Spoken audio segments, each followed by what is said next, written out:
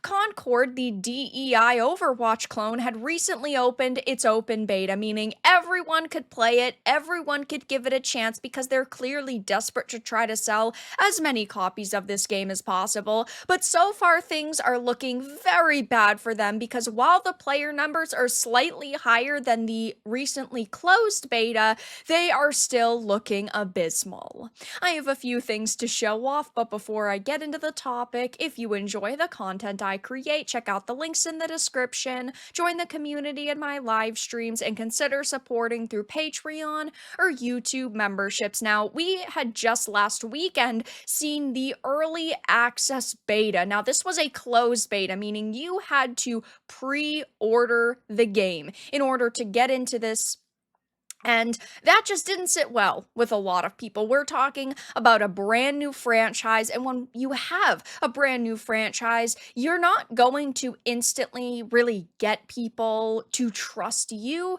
especially as a studio who hasn't released anything else. This is their debut game that, by the way, they've been working on since 2018, which is a very long development cycle. And yeah, last year, Sony ended up purchasing the studio, but people don't trust Sony right now. That consumer confidence is at a low point, but we saw this closed early access beta draw less than 1,200 concurrent players on Steam. Now, of course, this did launch on PlayStation 5 and PC, and we don't know the console numbers, but one would assume they are not going to be drastically higher. It's not like we're going to see 100,000 people on PlayStation 5 and a measly 1,200 on Steam. That's not the way that it typically goes. But either way, things were not looking good. It says in order to participate in the early access beta, one needed to pre-order the game or, of course, receive a code.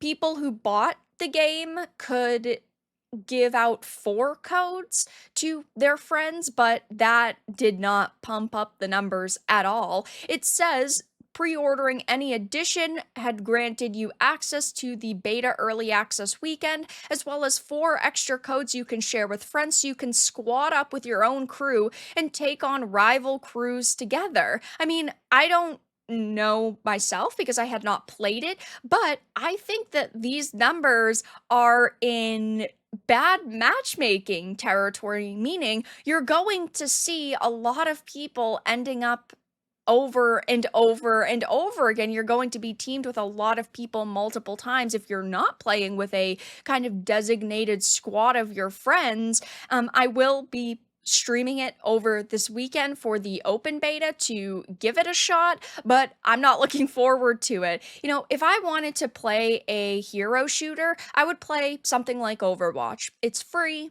it's established. Overwatch 1 had been around for a lot of years, and of course now Overwatch 2, which is basically just Overwatch 1 with some extra, bells and whistles.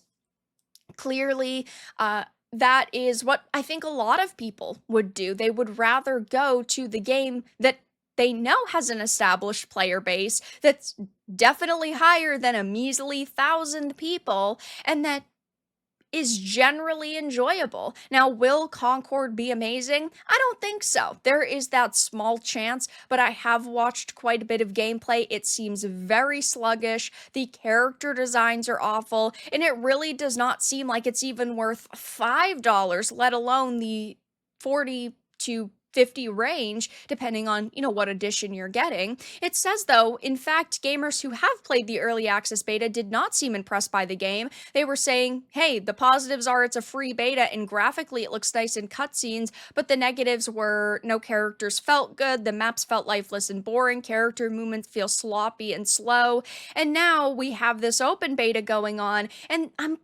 sure that they were expecting it to do better. Now, granted, it did launch yesterday on a Thursday, which is pretty questionable. If I was launching a game as a relatively unknown studio, I would not be launching it on a Thursday, and it's Friday now when I'm recording this, and it's got 1,283 players in game. Maybe Saturday and Sunday, the player numbers will get higher, but the all-time peak is sitting at 2,388. So it is technically double what the closed beta's figures were, but we're still not talking about good numbers here. We are talking about a game that only a couple of months after release would be shut down because it would be a loss of money. We do not know what their, development cycle is going to continue to be for this. We don't know if they plan to roll out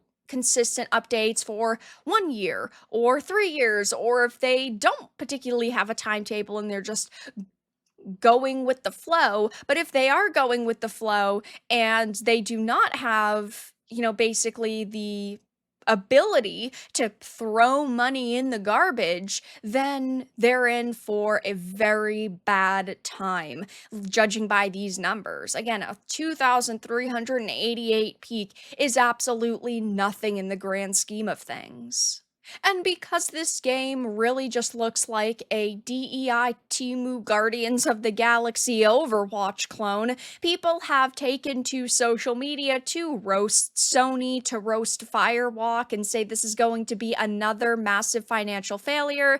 There's plenty of tweet threads. I know I myself had made one, and I had said Concord, the big new Overwatch competitors, freed everyone in the world's beta's launch today to some amazing player numbers. I've never seen anything like this. What an insane day for Firewalk Studios, because we just know for a fact that the media is going to try to paint these numbers as positive. Somebody on this team is going to say, wow, we're blown away by your support, when really they're not getting much support. But people are responding saying gaslighting and making fun of your potential customers seems to be working out for them. Overwatch style games are basically dead. I don't actually necessarily agree with this, because I do think they have a lot of players still. There are still people who are looking for the next Overwatch, and that just happens with basically every competitive shooter.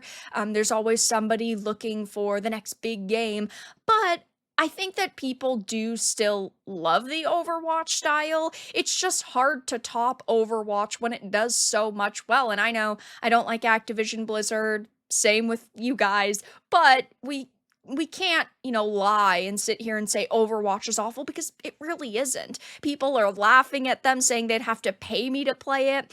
The old grandma character, though, so gross. I don't even care about the gameplay when the character designs are so hideous, and it's not even an issue of having some fat or ugly characters. It's the overwhelming lack of others. I completely agree. It's fine to have characters that are not beautiful, that are not handsome, that are not, out of this world attractive, but at the same time, you could at least have a few on this roster that are mildly attractive, and there's like one, and it was the lead female character in the trailers, but she's kind of a strong, independent woman, so while she is physically pretty, her personality, it seems pretty ugly. DEI shooters needs to be its own genre. Honestly, DEI games just need to be their own genre so we can stay the heck away from them. And that's the great thing about something like DEI Detected, because it is basically grouping them all together and saying, oh, by the way, these companies, worked with Sweet Baby, they worked with Black Girl Gamers, they worked with gamers, they tried to basically tell customers we don't need your money. And it is a really, really fantastic list if you want to avoid titles like this. But at the same time, it'd be great if they were all just grouped together, without having to put someone through the pain of constantly researching them and trying to basically see through the developers' lies. I mean, it is good to know that they are lying. They don't actually care about respecting the people who they expect to give them money. But overall, it is just a pathetic genre of video games. If your diversity is done naturally and it is not forced, then people will not care. But we see so many developers, push attractive characters, white characters, straight characters to the side in order to make way for these diverse and inclusive characters that don't have anything to offer. And It seems that these types of games fail and fail and fail, not because of the diversity, but because they're just generally crappy games. Look at Flintlock Siege of Dawn. That's a Sweet Baby Inc. game. It's like whenever you hear Sweet Baby Inc., you know it's going to be a bad game. It's like these studios go to narrative consultation companies because they know their titles are going to be flops and they don't have an audience, so they're trying to, scatter to find an audience. And that at least appears to be what is going on with Concord with the character designs. They wanted to create something for modern audiences, but modern audiences don't actually exist. The closest group of people are sensitive snowflakes on social media who do not swipe their credit cards on products like this. So it will be interesting to see throughout the weekend if these player numbers shoot up at all. Maybe they'll get to 5 or 6K, judging by the 2,388 peak, though. I highly doubt it. Only time will tell, but for now, that's all that I really had to discuss in this video. Let everyone know your thoughts in the comments below. If you enjoyed this, give it a like, and if you didn't, give it a dislike. I appreciate your support either way, but I will talk to you all again in the next video really soon.